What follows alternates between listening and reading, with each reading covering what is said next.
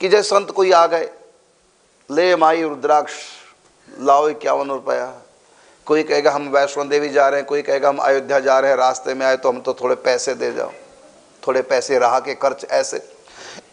तो भाई मैं अब कहते हैं फिर ठगते हैं। अब ना दे तो डर लगता कि संतों का तिरस्कार ना हो जाए। तो आप बिल्कुल मत डरो। पहली बात तो ये अर्धाली सुन लो कि संत ते हो ही ना कारजहानी, संतों से किसी का बुरा हो ही नहीं सकता, संतों से डरने की आवश्यकता ही नहीं है, संत किसी का बुरा नहीं कर सकते। अब रही बात कि संत आगे हमारे घर में गली में मांगते हैं, अब हम डरते हैं कि कुछ हो ना जाए और फिर ठगते हैं।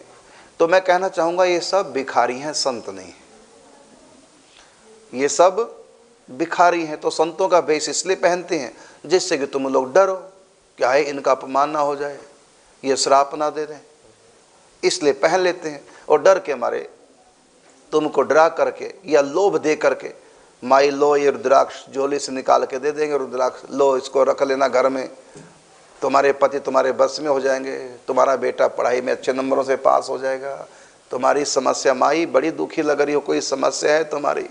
अब ये तो बात किसी को भी कह दो, समस्या तो सबके पास है, समस्या है तभी दुनिया में पैदा हुए, समस्या ना होती तो भगवान के धाम में होते, समस्या को भोगने के लिए दुनिया में आए हैं। तो ये सब भिखारी हैं और इसलिए इनसे डरने की आवश्यकता नहीं। अब उनको पहचाने कैसे कि भिखारी क्या संत है? तो सुन लो फिर मेरी बात। जब संन्यास दिया जाता तो एक नियम है कि भिक्षा से गुजारा करना है। संतों की वृत्ति होती है भिक्षा, माने मांग के खाना, भिक्षा मधुकरी करना। तो मधुकरी केवल रोटी की मांगी जाती है, भोजन की, कपड़े की भी मधुकरी नहीं मांग सकते, ये मना है, शास्त्रों में लिखा। यदि कपड़ा चाहिए तो गांव से बाहर, शहर से बाहर जो लोग फटे पुराने कपड़े फेंक देते हैं मल के ढेर पर, उन्हीं को उठा करके धो लो, साफ कर लो और उसी को गांठे मार के या सिल करके कैसे भी और अपने सिर को ढक लो, लेकिन वस्त्र किसी से नहीं मांगना। तो संत वस्त्र नहीं मांग सकते। हाँ, फटे पुराने कपड़े देख करके कोई अपने आप ही कह देता है बाबा वस्त्र ले लो, तो वस्त्र ले लो फिर उस समय, लेकिन मेरे वस्त्र फट गए आप वस्त्र दे दो ऐसा कह के भी संत नहीं मांग सकते। ये रूल है संतों में, समझना बात को। संत वस्त्र नहीं मांगते, संत पैसा नहीं मांगते, हमको पैसा चाहिए है ना, नहीं मांगते। और महाराज जी एक मैंने सुना था, शायद आपके ही सत्संग में सुना था कि संत जो होता है वो संग्रह नहीं करते, मतलब हाँ बिल्कुल बिल्कुल नहीं करते हैं, क्योंकि वो स्वभाव ही नहीं है उसमें। तो संत देखो भोजन की, वो भोजन भी दो तरह से बनाया भोजन या फिर कच्चा भोजन, मैंने आटा मांग लिया अपना स्वयं पाकी, कई संत होते हैं। तो संतों में नियम है भोजन की उदर वृत्ति उनकी पूर्ति के लिए वो भिक्षा करते हैं। और भिक्षा में भी अब उनकी डिमांड नहीं रहती अमुक वस्तु देना अमुक नहीं देना ना, बस भिक्षा में जोली फैलाई, जो भी दे दिया सो ले लिया। तो पहली बात तो है कि संत द्वार पर आए उनको सम्मान पूर्वक भोजन कराओ। यदि भोजन भूखे हैं तो, भूखा तो भिखारी हो तब भी दे दो, ढोंगी पखंडी भिखारी जो मर्जी हो, भोजन तो सबको दे देना चाहिए। जो भी द्वार पर आ गया भूखा है, चाहे वो ढोंगी पखंडी है, इससे कोई मतलब नहीं, भूखा है तो भोजन करा दो। हाँ, वस्त्र देना है, पैसे देना है तो 100 बार सोचो। और तुमको लोभ या डरा करके, दो चीजें, डर और लोभ, या तो तुमको डरा रहे हो, गुस्सा कर रहे हैं, बुरा हो जाएगा, कुछ ही बोल रहे हैं, तो आंख बंद करके मान लेना वो इंसान नहीं है, शैतान है वो, तो उनको तो पीट के भगा दो। या तुमको डरा रहे हैं या फिर तुमको लोभ दे रहे हैं, ये लो रुद्राक्ष, घर में बरकत हो जाए, घर में ये हो जाएगा, फलाना हो जाएगा। क्यों? ऐसी आशीर्वाद दे दो, वैसे नहीं होगा, तुम्हारे आशीर्वाद में कोई दम नहीं है, ये रुद्राक्ष देने से सब काम होगा। और मैं कहना चाहूंगा कोई भी संत तुमको कुछ भी दे नहीं लेना, संतो देते नहीं, संतो आशीर्वाद देंगे वो भी बिना बोले दे देते हैं, वो तो मुख से भी नहीं बोलते कि मैंने आशीर्वाद दिया। आप उनको जो भी देंगे, हाँ, वो तो मुख से भी नहीं कुछ कहेंगे, बस लेके टूक चले जाएंगे वहां से और भजन करेंगे। और दूसरी बात है कि अपने गेट के अंदर कभी किसी को अनजान को, जिसको तुम नहीं जानते, चाहे वो सिद्ध संत हो, चाहे वो डोंगी पाखंडी, कोई भी हो, चाहे अच्छे संत भी क्यों ना हो, जिसको तुम नहीं जानते, नहीं पहचानते, अपने घर के अंदर उनके लिए अंदर की कुंडी खोलनी नहीं है। ऊपर से गेट के ऊपर से रोटी पकड़ा दो, लेकिन इतना मैं अवश्य कहूंगा, जो भी भूखा है मत करो परीक्षा कि ढोंगी है कि ऊंचा संत है कि कैसा, नहीं परीक्षा करो, जैसा भी है। भोजन का अधिकार सबका, जो भी भूखा है, चाहे वो नीच पापी क्यों ना हो, जो भी भूखा भोजन दे दो, प्यासा पानी पिला दो। लेकिन अनजान है तो अंदर की कुंडी नहीं खोलो, बाहरी रहने दो अनजान को। अब उनको कैसे पहचाने, कई तरीके हैं हमारे पास तो, लेकिन हम क्या करें बता नहीं सकते। कुछ कोड वर्ड होते हैं संतों में। अभी कोई भी संत आ जाए, मैं उससे एक प्रश्न करूंगा, उसका उत्तर दे दिया तो संत है, नहीं दिया तो भाग यहां से, तू संत ही नहीं। तो उसमें कुछ बातें होती हैं। चलो मैं आपको कुछ बातें बता रहा हूं, क्योंकि अब आगे पहचान कैसे करें। लेकिन तुम तो कोई स्त्री तो कोई उस प्रश्न करना नहीं किसी प्रकार से, भीते रहो तुम। यदि घर में पुरुष है तो वो प्रश्न करे, तो प्रश्न 2-3 करना, उनके उत्तर दे दिए।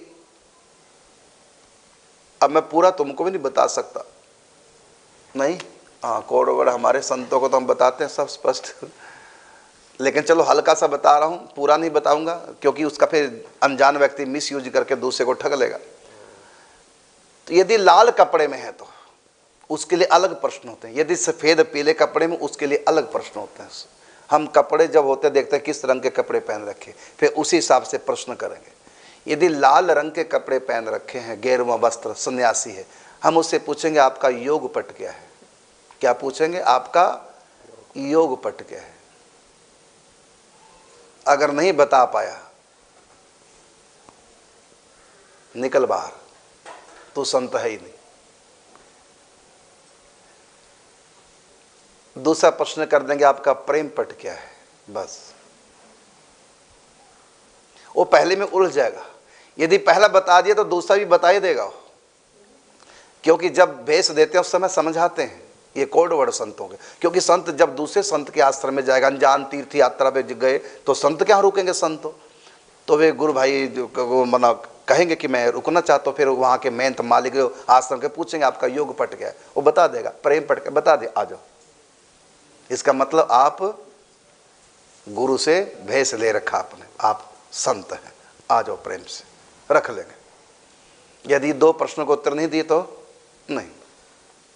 अब दूसरी बात, अगर वो सफेद कपड़े में पीले कपड़े में है और तिलक लगा रखा है उसने ऊर्ध्वपूर्ण नीचे से ऊपर तक, अगर ऐसा लगा रखा है तिलक, एक त्रियक पूर्ण, यदि ऐसा लगा रखा है, उनसे वो लाल कपड़े वाले होते हैं, या लाल बिंदी लगा रखी, गोल लाल बिंदी और त्रिपूर्ण और लाल कपड़े वाले ऐसी तिलक होता है, तो उनसे क्या पूछेंगे? योग पट क्या है, प्रेम पट क्या है। और उसके बाद दूसरा, यदि ऊर्ध्वपूर्ण तिलक, नीचे से ऊपर की तरफ तिलक, जैसे हम लोगों का होता है, इसमें आकार कई हो सकते हैं संप्रदाय के अनुसार, लेकिन होंगे सबके नीचे से ऊपर तक, इसको बोलते हैं ऊर्ध्वपूर्ण तिलक। और ऊर्ध्वपूर्ण तिलक जिनके होते हैं वो सफेद कपड़े या पीले कपड़े पहनते हैं। तो उनसे प्रश्न करो, क्या आप किस संप्रदाय के हैं, फिर बताएंगे किस संप्रदाय को। और इतना तो आपको पता भी होना चाहिए कि किस संप्रदाय में कैसा तिलक लगाया जाता है। तो आप YouTube पे सर्च कर लें, आजकल तो नेट का जमाना है, हाँ, सर्च कर ले कि संप्रदायों के तिलक, ऐसे संप्रदाय तिलक इतना लिख दो, फिर देखो उसमें कैसे कैसे तिलक, उनमें से कौन सा उनका है। तो जो उनका तिलक अलग अलग संप्रदाय को, जैसे ये इस तिलक कहते हैं निम्बार के तिलक, तो तुमको भी तो याद रखना, यदि उसका तिलक निम्बार की और आपने पूछा आपका संप्रदाय क्या, उसने बता दिया संप्रदाय मेरा निम्बार का, तो समझो कि ओके, भेष लिया हुआ है, मनगढ़ंत नहीं है। अगर तिलक निम्बार के बता कुछ और संप्रदाय दिया तो समझ लेना कि मनगढ़ंत लगा दिया, तिलक के बारे में कोई जानकारी नहीं। ये पूछ लो आप तिलक लगाने का मंत्र क्या बाबा समझ गए ना। और आप तो सब जानते हैं तिलक लगाने का मंत्र, पूछ लो कि तिलक लगाने का मंत्र क्या है। फिर पूछ सकते हैं अभिमंत्रित कैसे किया जाता है, क्योंकि गुरु विद्या सारी। फिर उनको पूछ लो आपका गोत्र क्या है, यदि कोई कि आप संत से गोत्र पूछ रहे हैं, इसका मतलब संत गड़बड़, क्योंकि संतों का गोत्र होता है, जैसे गृहस्थों का गोत्र होता है ऐसे संतों का गोत्र अच्युत गोत्र होता है, सभी वैष्णव संतों का। यदि आपने पूछा गोत्र का, उसने कह दिया अरे संतों से कोई नाम पूछते हैं, बस फेल हो गया, फेल। क्योंकि स्पेशल संतों का गोत्र होता है, वो बताया जाता है जब पूछता है कोई, अच्युत गोत्री होते हैं।